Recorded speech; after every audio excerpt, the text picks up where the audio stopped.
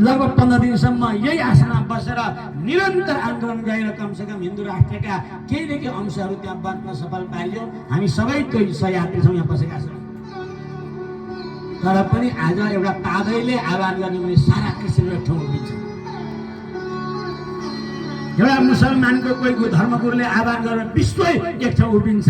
तर नेपालको जगद्गुरुले आऊ न सनातन धर्म रक्षा गर्न, हिन्दू राष्ट्र स्थापना गर्न आऊ भन्दा सबै अर्कातिर सरे। अब जगद्गुरुले बोल्नु पर्ने आवश्यकता छ भनेका बिचमा छैन। तर एउटा कुरो हो, मैले प्रायश्चित्त गरेको छु, खुसी लाग्छ। भोट कता दिए तथा सुकै दिउँ, तर म चुकेको छैन। हिन्दू राष्ट्र चाहिन्छ, धर्म चाहिन्छ। धर्मको मुद्दा राप्र पाले उठाएको हुनाले भोट दिनुहोस् भने मैले सबैलाई। तर गर्नु भएन, नजरले गर्नु भएन, भविष्यमा पश्चाताप चाहिँ हुन्छ। तर पनि एउटा हिन्दू राष्ट्र धर्म संस्कृतिको विषयमा सांसदभित्र बुलन्द आवाज गर्ने एउटा युवा, जुम्लाको युवा, सिजाको युवा, तिला नदीको जल पिएको युवा, कर्णालीको जल पिएको युवा मैले भन्ने गरेको छु। कर्णालीको जल कलकले बेगले उर्लँदो छ, मानु गङ्गा धडीभरिमा बाढीले उर्लँदो छ।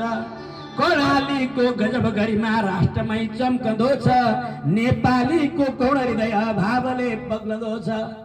कर्णाली महान नदी हो।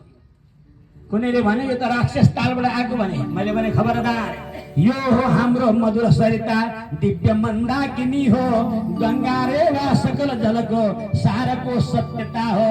कर्णाली नै भुवनभरि कि हाम्रै हुन् भाग्य रूपा, कर्णाली नै भुवनभरि भाग्य हुन् हाम्रै रूपा। त्यस कारणले कर्णालीको त्यो एउटा चाहिँ त्यो श्रीकोट कृष्णनगर भन्ने ठाउँ छ कर्णाली, हुम्ला जिल्ला। त्यहाँ अकबर भण्डारीजीका घरमा बसेर मैले दुईटा कविता लेखेको थिएँ। र कर्णाली अत्यन्तै पावन नदी हुन्। कर्णेन प्राहिता दिव्या मलि पर्वत सम्भवा, तर सिद्धगणा प्राहु कर्णालिन्ति सरित बडा। कर्णाली स्नान मात्र नरो भवति मानवः। यस कारणले कर्णालीमा गएर स्नान गरौँ भने पनि मान्छे नारायण हुन्छ, भगवान हुन्छ भनेको छ।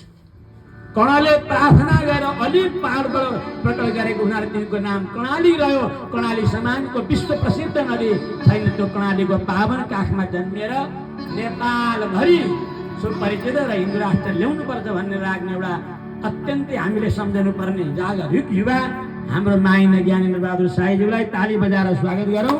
आज यो श्रीमद् वाल्मीकि, श्रीमद् भानुभक्ति र रामायण ज्ञान महायज्ञको पावन अवसरमा उहाँ पाल्नु भएको छ। र हिजो मात्रै सुदूरपश्चिम प्रदेशका अर्थमन्त्री आउनुभयो, तपाईँहरूसँग साथीका नजिक हुनुभयो। र महाराज जगद्गुरुले सुरु गरेका पश्चिमका सबै ठाउँमा बजेट हाल्नु भएको छ उहाँले। र अब हामीले आयोजना गरेका सबै काम अब पुरा हुँदैछ। त्यसै गरी जुम्लाको पावन धरा, जहाँ चन्द्रनाथ हुनुहुन्छ, जहाँ तिला नदी हुनुहुन्छ, जहाँ कनका देवी हुनुहुन्छ, मलाई सिजाका गाउँ गाउँ घुम्ने अवसर प्राप्त गरेको छु।